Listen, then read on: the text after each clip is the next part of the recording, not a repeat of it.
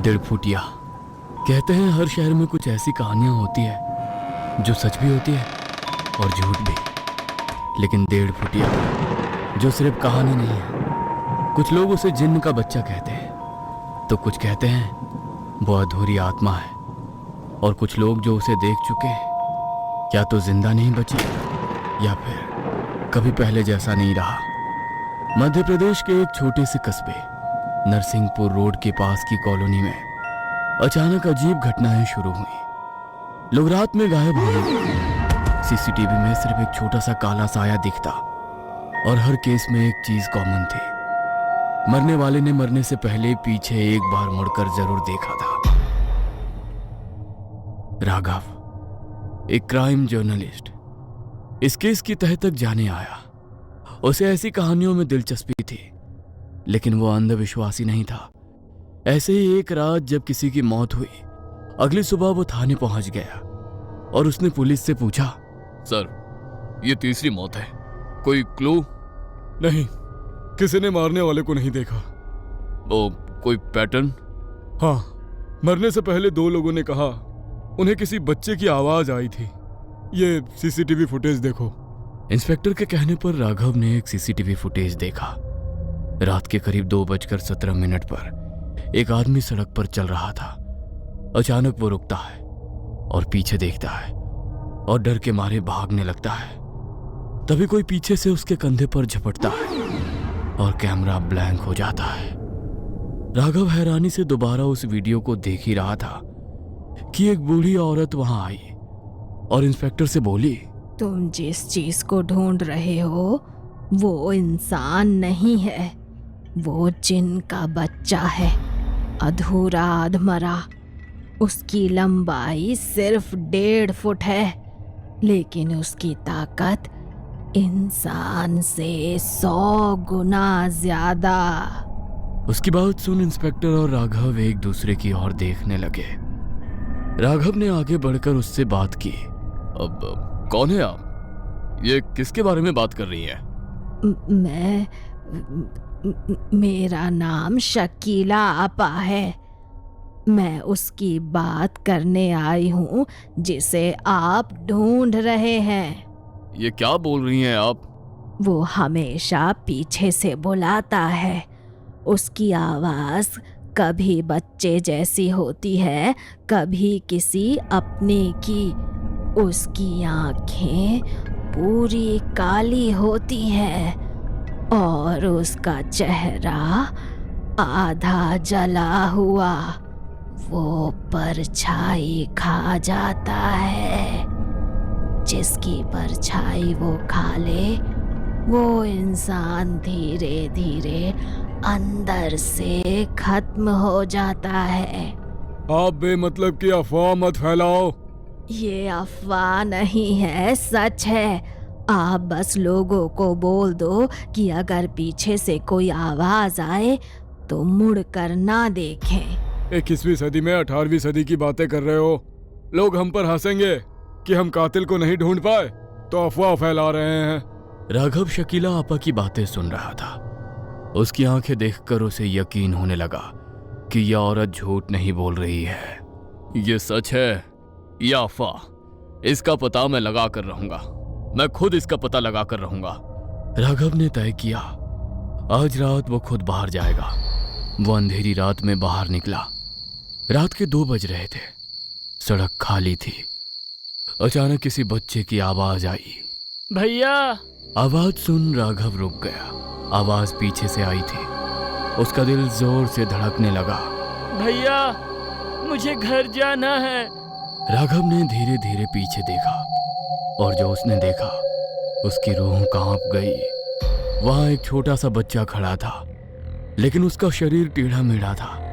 हाथ लंबे, पैर उल्टे, चेहरा आधा जला हुआ और आंखें पूरी काली, बिना पुतली के। वो धीरे से मुस्कुराया और फिर अचानक वो जमीन से उछला और सीधा राघव के सीने पर आ गिरा। अचानक झटके से राघव जमीन पर गिर पड़ा। उसे लगा जैसे उसकी सांस रुक रही है। वो चीज उसकी छाया को पकड़ने की कोशिश कर रही थी। राघव खुद को बचाने की कोशिश कर रहा था, मगर वो कामयाब नहीं हुआ। अंधेरे में उसकी चीख गूंजने लगी। तभी राघव को शकीला आपा की बात याद आई कि लोहे से वो डरता है। उसने जेब से चाबी निकाली और उस पर वार किया। जैसे ही राघव ने उस पर वार किया, वो चीख कर पीछे हट गया और फिर गायब हो गया। मगर साथ ही गायब हो गई राघव की परछाई। यह देख राघव को डर लगने लगा, क्योंकि शकीला आपा ने बताया था कि जिस इंसान की परछाई को वो खा ले, वो धीरे धीरे खत्म हो जाता है। राघव तुरंत शकीला आपा के पास पहुंचा और उन्हें सारी बात बताई। ये तो बहुत बुरा हुआ, अब तुम्हें कोई नहीं बचा सकता। मेरे साथ चाहे कुछ भी हो जाए, मगर अब मुझे उसे खत्म करना है। मुझे उसके बारे में सारी बात बताओ, और आपको उसके बारे में सब कैसे पता ये बताओ। बूढ़ी शकीला आपा ने जब राघव को सारी बात बताई तो उसको उनकी बातों पर यकीन ही नहीं हुआ। यहाँ एक रसूखदार व्यक्ति के कहने पर तांत्रिक ने इसे बुलाया है, ताकि लोग डरकर उस कॉलोनी को खाली कर दें और करोड़ों की जमीन बिल्डर को कोड़ियों के भाव में मिल जाए। और आज राघव को निशाना बनाना भी प्लान का ही हिस्सा था, ताकि न्यूज़पेपर के जरिए लोगों तक ये बात जल्दी से पहुंच जाए। आपको ये सब कैसे पता? मरने वाले में सबसे पहला इंसान मेरा पति था। उसकी परछाई गायब थी। तब मौलवी जी ने सारी बात पता की और वो पुलिस को कुछ बता पाती, ताकि वो लोगों की मदद कर पाए। उसके पहले ही उन्हें भी मार दिया गया। वो ये सब खुद के फायदे के लिए कर रहा है। तुम जो कोई भी हो, मुझे नहीं डरा सकते। मैं दोबारा तुम्हारा सामना करने के लिए आ रहा हूँ। कहते हुए राघव ने फैसला किया वो उस जगह जाएगा जहां ये सब शुरू हुआ था। वो एक पुराना खंडहर था। रात के करीब 3 बजे। हवा भारी थी और अंधेरा बहुत गहरा था। वहां अचानक चारों तरफ से आवाजें आने लगी। भैया, राघव, मुझे बचाओ। राघव घबराकर इधर उधर देखने लगा और फिर वो सामने आया। इस बार और भी भयानक। उसका शरीर जगह जगह से फट रहा था। अचानक उसका पूरा शरीर फट गया और उसके अंदर से एक काला धुआं निकला। एक बड़ा डरावना जिन्न। उसे देख राघव ने शकीला आपा के बताए मंत्र पढ़ना शुरू किया और उसने जिन्न के आसपास लोहे की साकल का घेरा बनाया। जिन्न चीखने लगा और फिर धीरे धीरे गायब हो गया। राघव को लगा 1.5 फुटिया खत्म हो गया। अगले दिन सब कुछ सामान्य लग रहा था। राघव ने केस बंद कर दिया। लेकिन उसी रात जब वो सो रहा था, उसे पलंग के नीचे से आवाज आई। भैया। उसने धीरे धीरे नीचे देखा और उसके बेड के नीचे 2 काली आंखें उसे घूर रही थी। रात के उस खौफनाक मंजर के बाद राघव की नींद जैसे टूट गई थी। बहुत ही डरावना सपना था। कहते हुए वो पानी पीने के लिए पलंग पर से उठने की कोशिश करने लगा, मगर शरीर हिल नहीं रहा था। उसने महसूस किया कोई उसके सीने पर बैठा है, भारी, ठंडा और जिंदा। धीरे धीरे उसकी आंखें नीचे गईं और वहां वही काली आंखों वाला 1.5 फुटिया वो मुस्कुरा रहा था। अब तू मेरा है, तुझे कोई नहीं बचा सकता। राघव चीखना चाहता था, लेकिन आवाज उसके गले से बाहर नहीं आई। मगर जब वो सुबह उठा तो सब कुछ नॉर्मल था, लेकिन उसकी परछाई अब उसकी नहीं थी। राघव ने ऑफिस के लिए तैयार होते वक्त खुद को आईने में देखा। सब ठीक था, लेकिन जैसे ही उसने आवाज सुन पीछे देखा, उसकी परछाई उसके साथ नहीं हिल रही थी। वो अलग खड़ी थी और उसे घूर रही थी। अचानक परछाई ने मुस्कुराई और धीरे से फुसफुसाई। वो आ चुका है। राघव पीछे मुड़ा मगर वहां कोई नहीं था। अब राघव जहां भी जाता उसे वही आवाज सुनाई देती। भैया। ऑफिस में, सड़क पर, यहां तक कि फोन कॉल में भी। एक दिन उसने कॉल उठाया तो दूसरी तरफ से सिर्फ सांसों की आवाज आ रही थी।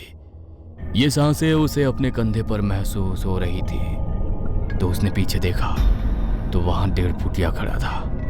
राघव ने तुरंत फोन फेंक दिया मगर अचानक फिर वो गायब हो गया। राघव ने सोचा ये सब उसका वहम है, लेकिन उसी दिन उसे खबर मिली जिस आदमी को उसने सीसीटीवी में देखा था कि जो कि मर चुका था वो वापस आ गया है। लेकिन वो इंसान नहीं था। उसकी आंखें खाली थी, बेजान चेहरा और उसकी परछाई गायब थी। राघव फिर शकीला आपा के पास गया। वो उसे देखकर घबरा गई। तू बच्चा नहीं है, वो अब तेरे अंदर आ चुका है। मतलब? 1.5 फुटिया सिर्फ शिकार नहीं करता, वो अपने लिए शरीर ढूंढता है और तू उसका अगला घर है। यह नहीं हो सकता। उस रात राघव को लगा जैसे उसका शरीर खुद चल रहा है। उसके हाथ टेढ़े मेढ़े हो गए थे। राघव के गले से निकलने वाली आवाज भारी, फटी हुई थी और उसके शरीर से किसी पुरानी कब्र की सड़न जैसी बदबू आ रही थी। भैया।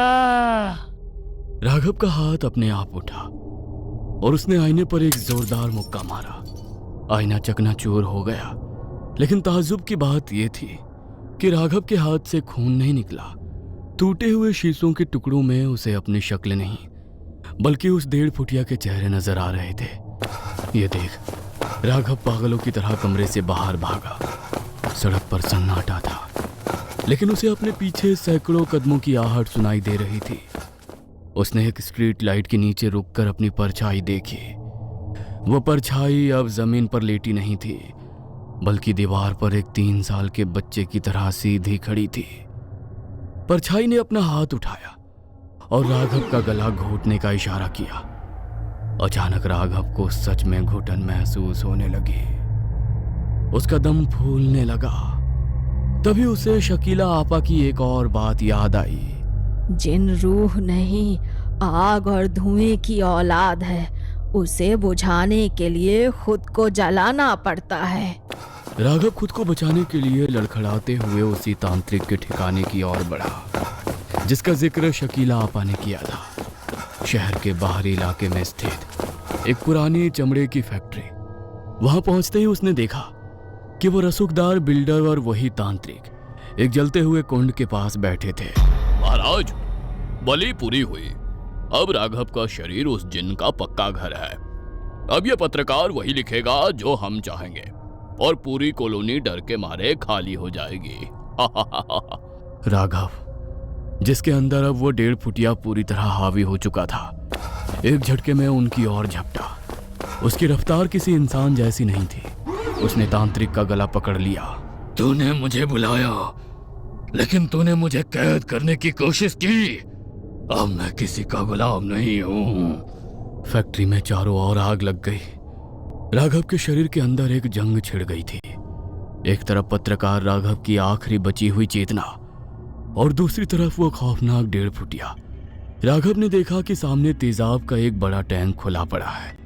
उसने अपनी पूरी इच्छा शक्ति बटोरी और चिल्लाया, यदि यह शरीर तुम्हारा घर है और यही तुम्हारा ठिकाना है तो मैं इस ठिकाने को ही बर्बाद कर दूंगा। साथ में तुम भी खत्म हो जाओगे। बिल्डर और तांत्रिक की चीखों के बीच राघव ने उस जलते हुए कुंड से आग उठाई और खुद को आग लगा ली। जैसे ही आग की लपटें उसके जिस्म को छूने लगी, उसके अंदर से एक दिल दहला देने वाली चीख निकली। वो 1.5 फुटिया धुआं बनकर बाहर निकलने की कोशिश करने लगा, लेकिन राघव ने लोहे की एक भारी चेन अपने हाथ में लपेटकर खुद को और उस धुएं को जकड़ लिया। अगले ही पल एक जोरदार धमाका हुआ। अगली सुबह पुलिस को वहां सिर्फ राख मिली। ना राघव का शरीर मिला, ना ही वो रसूखदार बिल्डर। केस फाइल में लिख दिया गया कि गैस लीकेज की वजह से हादसा हुआ। महीनों बाद नरसिंहपुर की उस कॉलोनी में शांति थी। एक नया चौकीदार ड्यूटी पर तैनात था। तभी उसे पीछे से एक पतली सी आवाज आई। भैया, यहाँ बहुत अंधेरा है, थोड़ी सी रोशनी होगी क्या?